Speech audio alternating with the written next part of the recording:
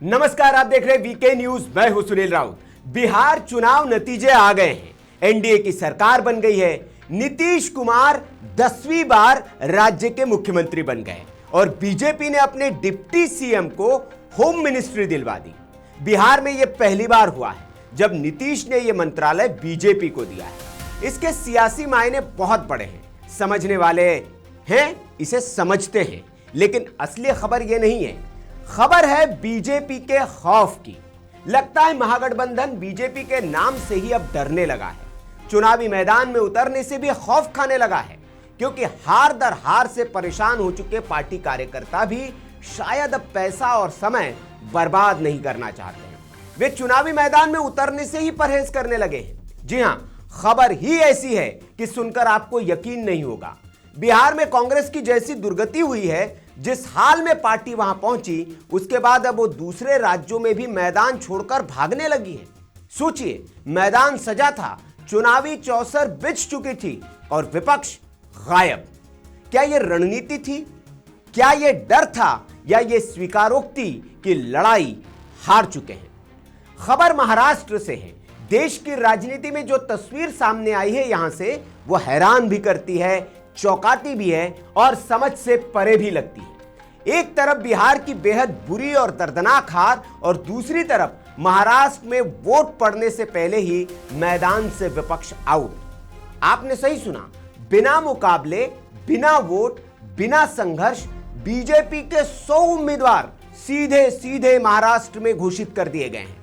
लेकिन सवाल यह है कि यह तस्वीर बनी कैसे? क्या विपक्ष डरा हुआ है या बीजेपी का स्ट्रेटेजिक गेम प्ले अब किसी के काबू में नहीं? आज हम बताएंगे इस राजनीतिक भूचाल की पूरी अंदरूनी कहानी कि महाराष्ट्र में विपक्ष की खामोशी कैसे बन गया है सबसे बड़ा बयान।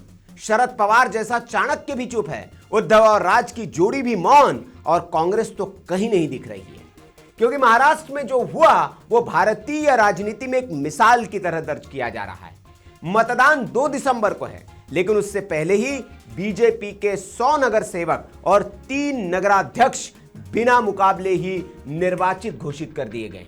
वजह, नामांकन के आखिरी तारीख तक किसी भी विपक्षी उम्मीदवार ने इनके खिलाफ पर्चा ही नहीं भरा। आपको बता दें कि महाराष्ट्र में नगर पंचायत और नगर परिषद के चुनाव होने हैं। 2 दिसंबर को मतदान है और 3 दिसंबर को नतीजे आने वाले हैं। लेकिन नतीजों से पहले ही जो ट्रेलर आया है उसने इन चुनावों की पूरी पिक्चर सामने रख दी है। विपक्ष मैदान में सत्ताधारी दल की रणनीति के आगे कहीं खड़ा नजर नहीं आ रहा है। इस चुनाव में बीजेपी ने पहले ही बंपर बढ़त बना ली है। दरअसल नामांकन वापसी की अंतिम तारीख तक विपक्षी दलों ने कई सीटों पर मुकाबले से हाथ पीछे खींच लिए हैं। नतीजा यह हुआ कि 100 वार्डों में बीजेपी के उम्मीदवार बिन मुकाबला विजयी हो गए। 3 नगराध्यक्ष भी निर्विरोध चुन लिए गए। और ये कोई एक इलाके की कहानी नहीं है, पूरा महाराष्ट्र इस ट्रेंड का गवाह बना है। उत्तर महाराष्ट्र 49, पश्चिम महाराष्ट्र 41, कोंकण 4, मराठवाड़ा 3 और विदर्भ 3। सबसे ज्यादा बढ़त उत्तर और पश्चिम महाराष्ट्र में मिली। यानी जहां मुकाबला सबसे कठिन होता था, वहीं विपक्ष ने झंडा ही नहीं गाड़ा, सीधे सीधे मैदान छोड़ दिया और भाग खड़े हुए। बीजेपी के महाराष्ट्र के प्रदेश अध्यक्ष रविंद्र चौहान का इस पर बयान आया है। उन्होंने कहा है कि यह जीत प्रधानमंत्री नरेंद्र मोदी और मुख्यमंत्री देवेंद्र फडणवीस के नेतृत्व में जनता के भरोसे की है। पार्टी का दावा है कि विकास की योजनाएं, ग्राम पंचायत स्तर तक पहुंची नीतियां और संगठन की पकड़ इतनी मजबूत हो चुकी है कि विपक्ष ने मुकाबला करना ही जोखिम समझा। दिलचस्प यह है कि निर्विरोध होना एक सीट का नहीं, 103 सीटों का। क्या यह संगठन शक्ति है या विपक्ष की कमजोरी, या दोनों मिलकर एक नया राजनीतिक समीकरण तैयार हो रहा है? विपक्ष की ओर से न तो कोई प्रतिक्रिया, न कोई बड़ा आरोप, न रणनीति का खुलासा, यानी एक चिंताजनक चुप्पी। राजनीति के विशेषज्ञ मानते हैं अगर विपक्ष मुकाबला ही नहीं करेगा तो लोकतंत्र की प्रतिस्पर्धा कहां बचेगी? और यही इस कहानी का सबसे बड़ा सस्पेंस है। क्या यह राजनीतिक पराजय है या विपक्ष खुद को रीसेट कर रहा है, या फिर 2025-26 के चुनाव से पहले एक बड़ी रणनीतिक तैयारी है? बिहार में दुर्गति, महाराष्ट्र की निर्विरोध जीत और विपक्ष की अनुपस्थिति, ये सब मिलकर एक ही तस्वीर बनाते हैं बीजेपी की बढ़ती पकड़ और विपक्ष की घटती चुनौती। लेकिन राजनीति में कुछ भी स्थायी नहीं होता।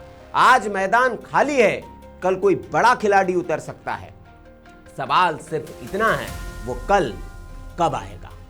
यह खबर आपको कैसे लगी कमेंट करके आप हमें जरूर बताएं। वीडियो अच्छा लगा हो तो लाइक करें, शेयर करें और ऐसी खबरों के लिए आप अपने चैनल वीके न्यूज को सब्सक्राइब कर लें। नमस्कार। वीके न्यूज, राष्ट्र के नाम।